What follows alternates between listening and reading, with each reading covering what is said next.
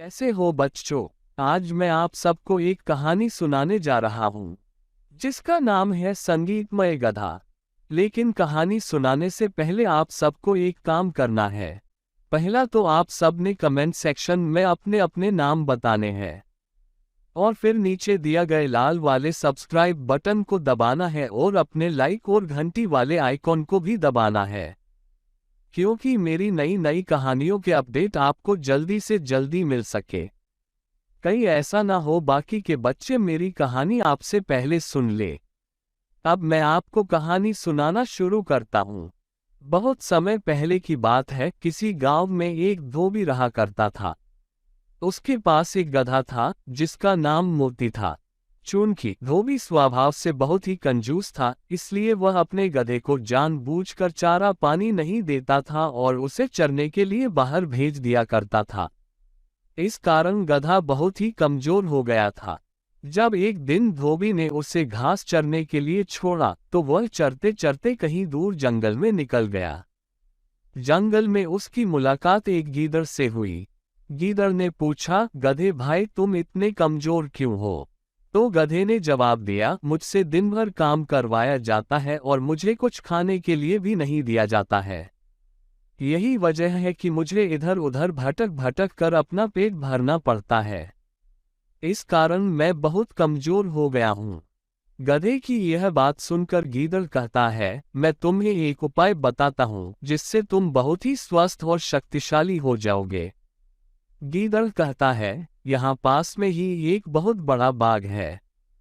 उस बाग में हरी भरी सब्जियां और फल लगे हुए हैं।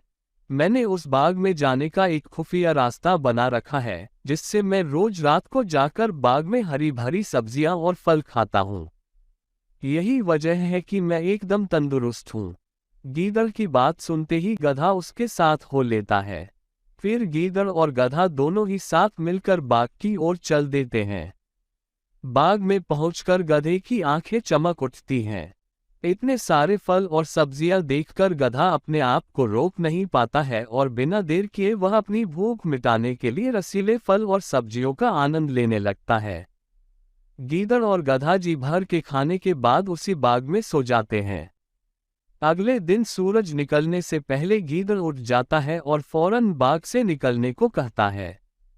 गधा बिना सवाल किए गीदड़ की बात मान लेता है और दोनों वहां से रवाना हो जाते हैं। फिर वो दोनों रोज मिलते और इसी तरह बाग में जाकर हरी भरी सब्जियां और फल खाते। धीरे धीरे समय बीतता गया और गधा तंदुरुस्त हो गया। रोज भर पेट खाना खाकर अब गधे के बाल चमकने लगे थे और उसकी चाल में भी सुधार हो गया था। एक दिन गधा खूब खाकर मस्त हो गया और जमीन पर लौटने लगा। तभी गीदड़ ने पूछा, गधे भाई तुम्हारी तबीयत तो ठीक है ना? तो गधा कहता है, आज मैं बहुत खुश हूँ और मेरा गाना गाने का मन कर रहा है। गधे की यह बात सुनकर गीदड़ घबराया और बोला, न गधे भाई, ये काम भूलकर भी मत करना। भूलो मत, हम चोरी कर रहे हैं। कहीं बाग के मालिक ने तुम्हारा बेसुरा गाना सुन लिया और यहाँ आ गया तो बड़ी मुसीबत हो जाएगी। भाई इस गाने वाने के चक्कर में मत पड़ो। गीदड़ की यह बात सुनकर गधा बोला, तुम क्या जानो गाने के बारे में? हम गधे तो खानदानी गायक हैं। हमारा ढेंचू राग तो लोग बड़े शौक से सुनते हैं। आज मेरा गाने का बहुत मन है, इसलिए मैं तो गाऊंगा।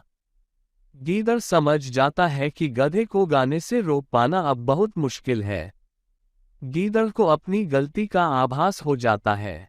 गीदड़ बोला, गधे भाई तुम सही कह रहे हो, गाने वाने के बारे में हम क्या जाने। अब तुम बता रहे हो तो मुमकिन है कि तुम्हारी सुरीली आवाज सुनकर बाग का मालिक फूल माला लेकर तुम्हें पहनाने जरूर आएगा। गीदड़ की बात सुनकर गधा खुशी से गदगद हो जाता है। गधा कहता है, ठीक है, फिर मैं अपना गाना शुरू करता हूँ। तभी गीदड़ कहता है, मैं तुम्हें फूल माला पहना सकूं, इसलिए तुम अपना गाना मेरे जाने के 15 मिनट बाद शुरू करना। इससे मैं तुम्हारा गाना खत्म होने से पहले यहाँ वापस आ जाऊंगा। गीदड़ की यह बात सुनकर गधा और भी ज्यादा फूला नहीं समाता है और कहता है, जाओ भाई गीदड़, मेरे सम्मान के लिए फूल माला लेकर आओ। मैं तुम्हारे जाने के 15 मिनट बाद ही गाना शुरू करूंगा। गधे के इतना कहते ही गीदड़ वहां से 9-2-11 हो जाता है। गीदड़ के जाने के बाद गधा अपना गाना शुरू करता है। गधे की आवाज सुनते ही बाघ का मालिक लाठी लेकर वहां पहुंच जाता है। वहां गधे को देख बाघ का मालिक कहता है कि अब समझ आया कि तू ही है जो मेरे बाघ को रोज चर के चला जाता है। आज मैं तुझे नहीं छोड़ूंगा। इतना कहते ही बाघ मालिक लाठी से गधे की खूब जमकर पिटाई करता है। बाघ मालिक की पिटाई से गधा अधमरा हो जाता है और बेहोश होकर जमीन पर गिर जाता है। कहानी से सीख। संगीतमय गधा कहानी से सीख मिलती है कि अगर कोई हमारी भलाई के लिए कुछ बात समझाता है तो उसे मान लेना चाहिए।